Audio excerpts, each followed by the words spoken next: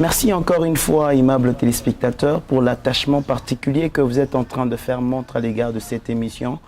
Le docteur parle, c'est cette émission qui reçoit pour vous les docteurs afin de pouvoir donner des enseignements en rapport avec l'Église Corps de Christ. Et aujourd'hui, comme il est de coutumance, nous recevons pour vous l'apôtre docteur Georges Soumaïli qui a déjà introduit, nous avons déjà fait un très grand développement autour du sujet, l'autorité et le pouvoir du Seigneur Jésus-Christ. Nous avons eu plusieurs chapitres. Aujourd'hui, nous allons aussi devoir introduire un autre chapitre que nous allons parler. Mais avant, nous disons bonjour, bonjour docteur. Shalom, Michel. Je crois que vous allez bien. Dieu nous fait grâce, comme je dis toujours, grâce sur grâce. Alors, merci beaucoup. Ça a toujours été pour moi un plaisir de vous recevoir dans cette émission. Depuis que nous avons commencé, je ne sais pas si vous avez une impression d'abord par rapport à la participation, par rapport aux réactions de ceux qui sont en train de nous suivre. Écoute, Michel, le peuple de Dieu a soif de la connaissance. Vous savez, l'évangile aujourd'hui, il y a beaucoup de légèreté dans l'évangile. Ok? Ce n'est plus le temps de compromis. Quand on parle des choses de Dieu, l'heure est grave. Et les peuples qui écoutent, qui suivent, beaucoup sont bénis, beaucoup sont édifiés. Et ils veulent que nous puissions même entrer à profondeur, creuser encore par rapport au thème. Donc, la réponse est très bonne. Alors, vous parlez de la compromission. Ouais. Cette compromission, c'est par rapport aux leaders ou c'est la compromission par rapport au peuple de Dieu qui suivent ces leaders? Je ne sais pas, vous l'établissez à quel niveau? Vous savez, un aveugle ne peut pas conduire un autre aveugle.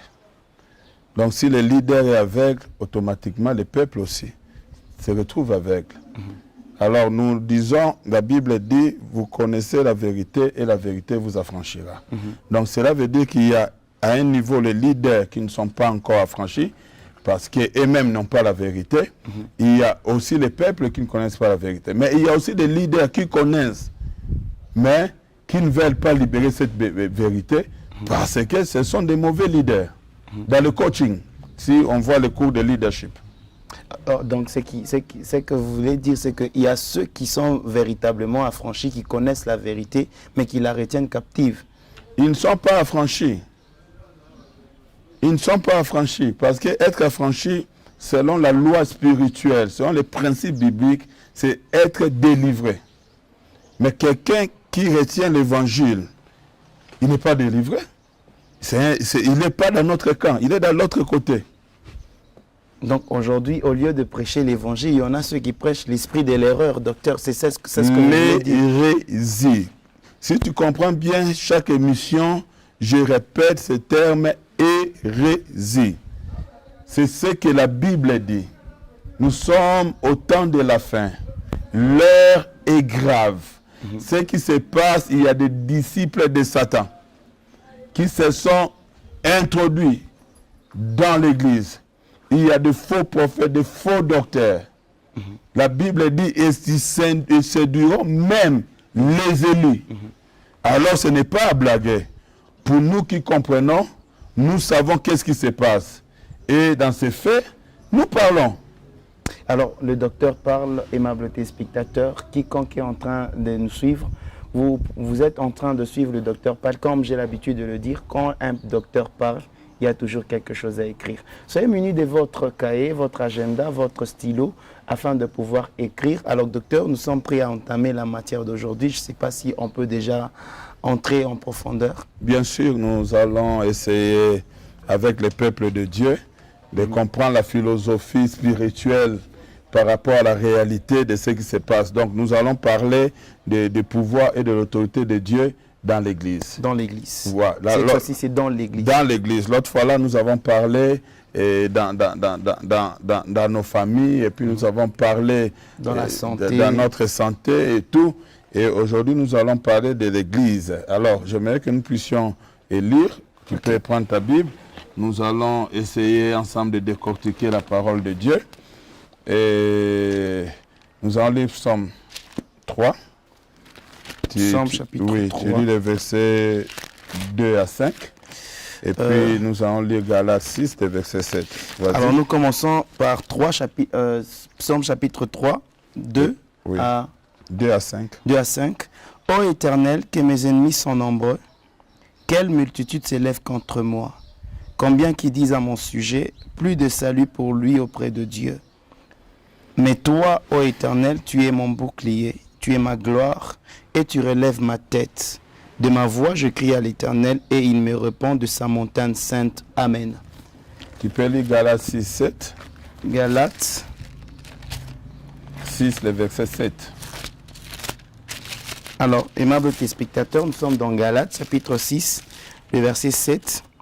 Verset 7, la Bible dit, « Ne vous y trompez pas, on ne se moque pas de Dieu. C'est qu'un homme aura sémé, il le moissonnera aussi. Amen. » Amen. Voilà les deux passages.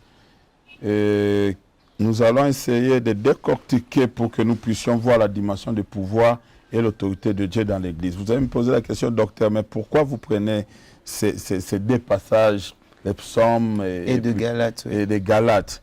Oui, c'est pour essayer de faire entrer dans le peuple de Dieu dans cette réalité spirituelle selon les principes de la consécration dans l'œuvre de Dieu.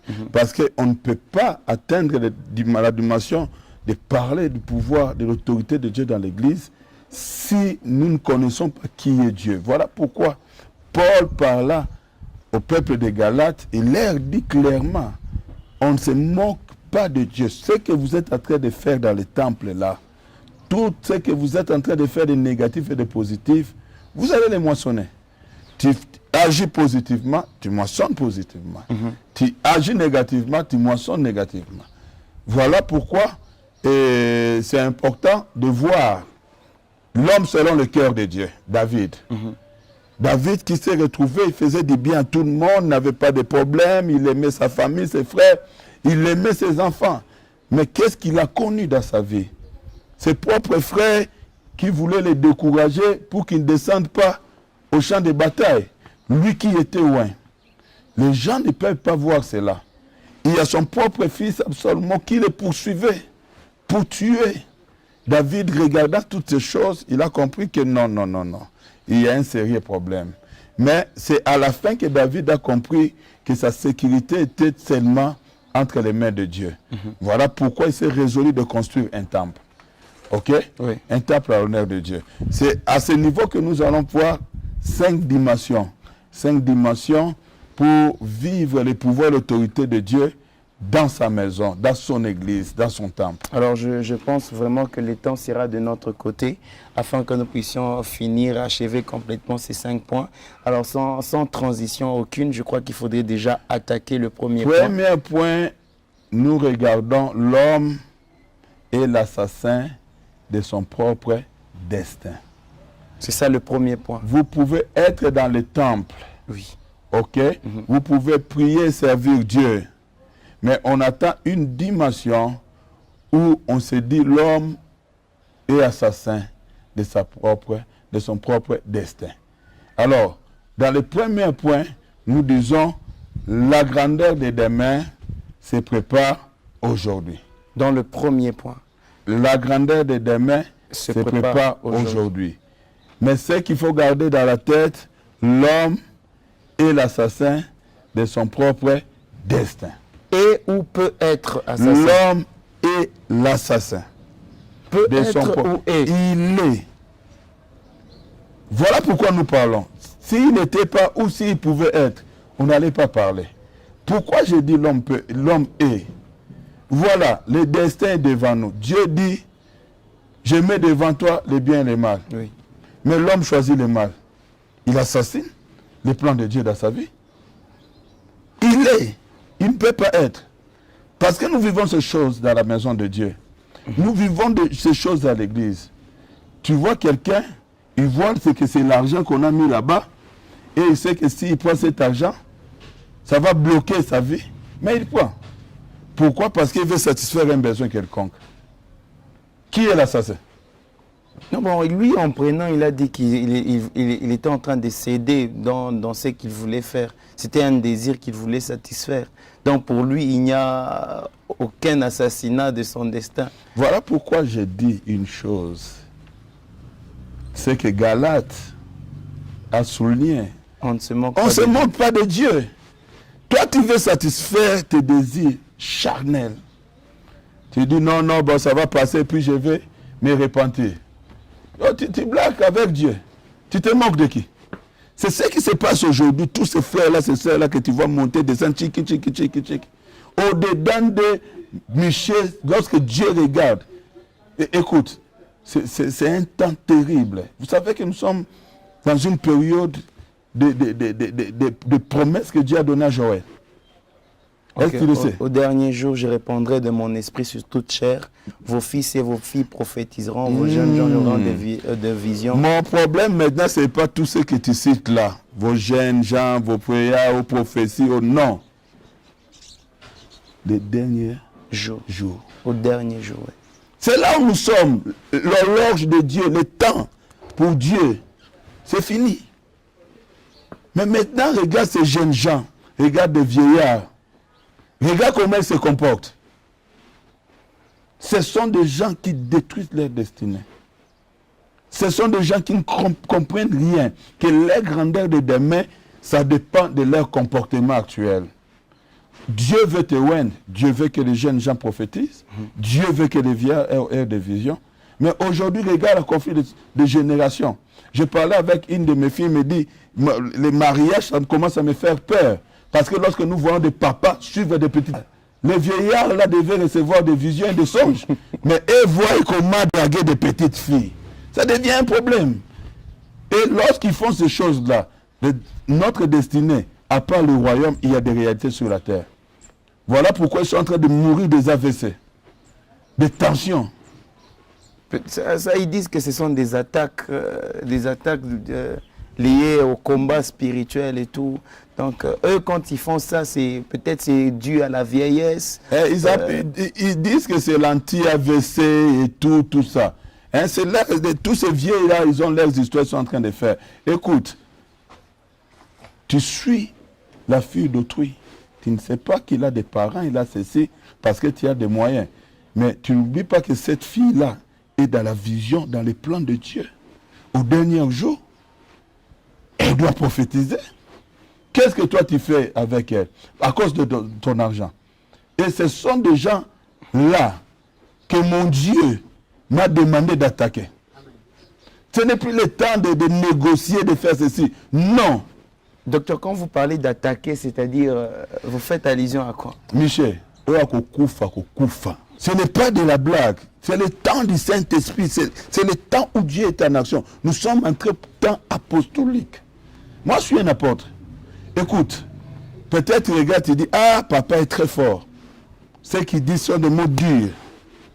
Mais je voulais même vous le dire à peine que certaines personnes commencent à dire que vous avez tendance à être un peu trop dur ces jours-ci dans les enseignements. On ne sait pas si vous avez connu des chocs qui a changé votre évangile. Des déceptions. Pas de déception. Des chocs. Non. Des problèmes. Un serviteur, c'est un observateur comme Jésus-Christ. Vous observez, vous voyez les choses et vous parlez. Qui parmi vous n'a jamais péché, qu'il soit le premier de ramasser la pierre qui jette sur cette femme? Parce qu'il avait observé la vie de tous ces gens-là. C'était des malfaiteurs, c'était des impudiques, c'était des sorciers. Quelqu'un a osé? Personne. J'ai beaucoup observé des églises en tant qu'apôtre. Un apôtre, c'est quelqu'un qui voit loin. C'est quelqu'un qui a la vision de l'aigle, plus qu'un prophète. Bon, peut-être le mieux serait de les ramener, docteur, ces apôtres, ces personnes-là qui se sentent égarées, de ramener au fondement. Parce que la Bible dit soyons sur les fondements des apôtres et des prophètes. Je suis sur le fondement. Je sais qu'on ne va pas terminer les points ici, parce qu'on a beaucoup de choses à dire. On est qu'au premier point. Je suis là vraiment, je regarde le fondement. Moi, je marche, je regarde, j'arrange même ça, que ça soit clair, pour que tous ces pasteurs, tous ces serviteurs-là qui sont en dehors du fondement puissent entrer là-bas. Mais écoute, si on doit entrer dans le fondement des apôtres, Michel, on est dans la maison de Dieu, on est dans l'église, on est au milieu du peuple de Dieu. On se met notre futur. Ok, dépend de ce qu'on fait aujourd'hui, notre destin. C'est ça votre premier point. La grandeur là. Oui, la grandeur de demain dépend de ce qu'on fait aujourd'hui. On est en train de préparer une église sainte pure. vierge, sans tache. C'est ce que les apôtres étaient en train de préparer. Tout le monde. Mais un monsieur vient, il dit, voilà le bien que j'ai vendu, ça se trouve là et tout. Pendant qu'il a pris une partie qu'il a cachée. Pierre le regarde, il dit, c'est tout. Tu as vendu ça à ce prix que tu dis, il dit oui. C'est tout, oui. Qu'est-ce qui s'est passé? À Koufi. Ananias, oui, il était mort directement. Alors, pourquoi est-ce que nous avons changé? C'est ça être apôtre. Tuer les gens. C'est pas tuer. Est-ce que ceux qui m'ont dit va mieux? Oui, mais apôtre, quand vous parlez des fondements des apôtres et des prophètes, c'est vrai, c'est une situation que nous avons vue. Nous avons vu Ananias trompé. Parce que même l'apôtre Pierre, pendant quand sa femme est venue, avec le même esprit de blaguer avec les choses de Dieu, comme ça se passe dans les églises aujourd'hui, c'est nous les serviteurs qui avons perdu la chose de Dieu.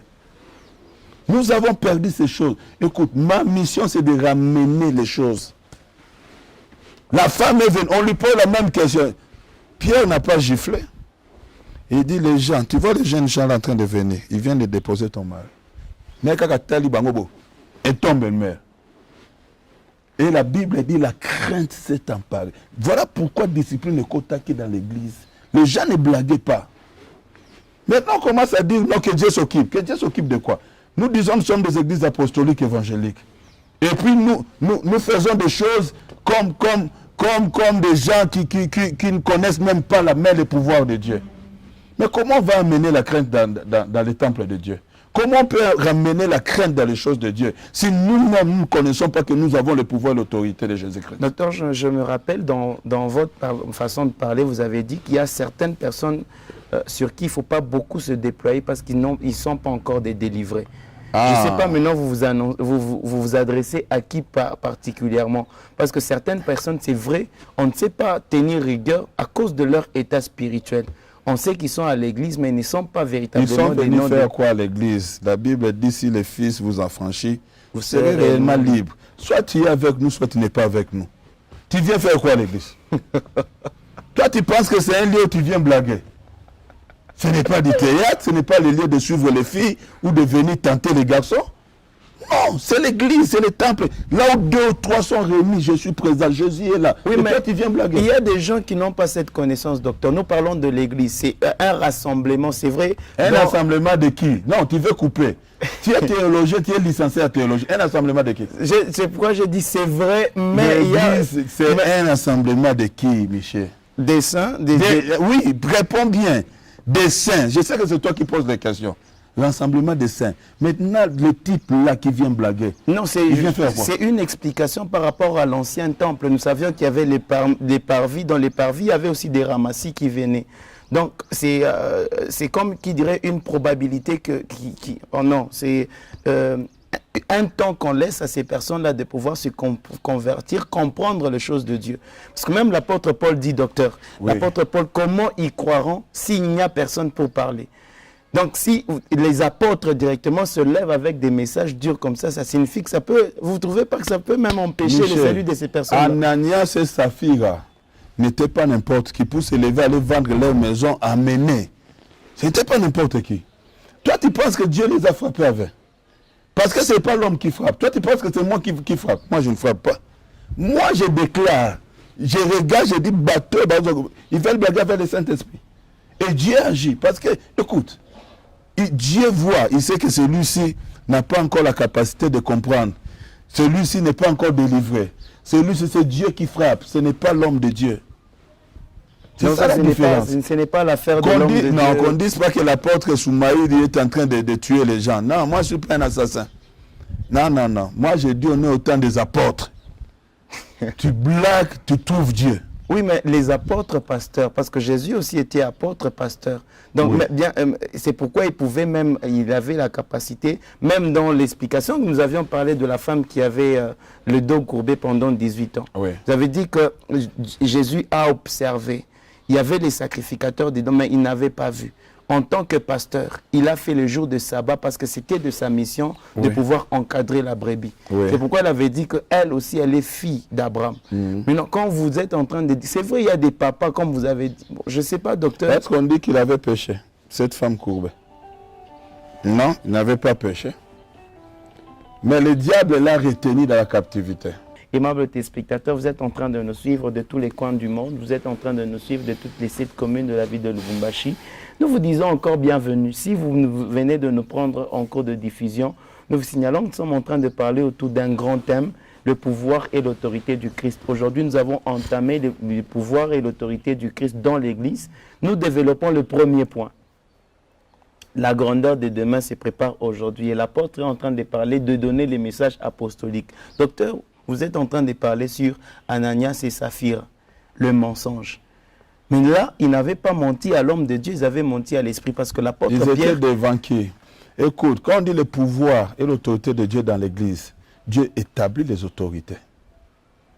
C'est là où il y a des sacrificateurs qui se consacrent dans l'œuvre de Dieu. Ces gens-là sont des autorités spirituelles ecclésiastiques. Docteur, vous ne trouvez pas que ce sont les mêmes autorités investies d'une manière ecclésiastique Oui. qui ont eux-mêmes bafoué leur autorité? Ils n'ont plus cette autorité et le pouvoir. Voilà pourquoi on blague avec les choses de Dieu. Oui, mais je pense que c'est par là qu'on doit détecter quelles sont les causes qui ont fait casser que cette autorité disparaisse dans l'Église avant de frapper le peuple. Moi, je ne dis pas qu'il faut frapper le peuple parce que même l'autorité ecclésiastique, il est où? Il est serviteur. Tout le monde a crié. Moi, je parle de ceux qui ont crié. Quand tu dis que tu as crié, alors respecte la loi de Dieu. On ne croit pas pour venir blaguer. Et l'autorité et le nouveau venu sont dans le lot de ceux qui ont crié. Alors s'ils blaguent, Michel, ils vont retrouver la puissante main de Dieu en action. Écoute, on ne blague pas avec ces dieux-là. Voilà pourquoi on dit on ne se moque pas de Dieu. C'est qu'un homme aura sémé les moissons. Il va les moissonner. Quand je dis Akoufa, il mourra. Moi, je ne parle pas, moi, je ne vois pas la mort physique. Je vois d'abord Moutakao qui le colanzete. Quand il blague avec Dieu, ses finances finies bloquées, les portes fermées, tout est ténèbres, jusqu'à la repentance. Parce que c'est ça l'évangile. Jésus-Christ amène les gens jusqu'à la repentance, mais il va t'amener, le serpent va vous mordre jusqu'à ce que vous allez voir, allez regarder vers le serpent derrière. Tu comprends ce que je vais dire par cette révélation? Entrez, creusez, docteur. C'est-à-dire, Dieu n'est plus content de ce qui se passe maintenant dans les églises. Le serpent est lâché. Qui avait lâché le serpent? Dans le désert. Oui. C'était Dieu, lui. La colère de Dieu. Voilà pourquoi les gens ont des problèmes. Les gens ont des maladies. Les gens souffrent. Les gens prient, mais il n'y a pas de changement. Dieu n'est pas content. Il a lâché sa colère. Mais de l'autre côté, il y a sa miséricorde, Jésus-Christ. Malgré que tu es mordu par le serpent, si tu cours vers le serpent d'airain qui est élevé, tu es guéri. Oui. Ok? Oui. Lorsque Dieu commence à te frapper, tu sais c'est la sécheresse parce que je n'ai pas respecté les normes, parce que je n'ai pas marché conformément à l'évangile. Cours vers la croix de Golgotha, répands-toi et arrange ta situation avec Dieu. Voilà. Quand on se répand, on arrange sa grandeur des demain. Alors, nous sommes arrivés à la fin, docteur. Nous ne saurons pas attaquer les 5 points. Je crois qu'avec le temps, dans les autres numéros, nous allons devoir attaquer. Mais aujourd'hui, nous avons parlé du premier point. Vous avez dit que la grandeur de demain est préparée aujourd'hui. Oui, c'est vraiment préparé aujourd'hui. Je m'adresse au peuple de Dieu, les serviteurs et servantes de Dieu, tous ceux qui nous suivent à ce jour. Et ne soyez pas les assassins de votre destin. Parce que Dieu a préparé de grandes choses pour vous. Vous devez vous conformer à la loi de Dieu. Le plan de Dieu ne s'accomplit que dans la marche de sanctification. Vous devez être fidèle envers ce Dieu. Et la grandeur de Dieu, la grandeur des demain va se révéler dans votre destin. Alors, aimables téléspectateurs, moi je vous fixe rendez-vous pour la fois prochaine avec le même et les réels plaisirs. D'ici là, portez-vous bien. Shalom chez vous. Shalom.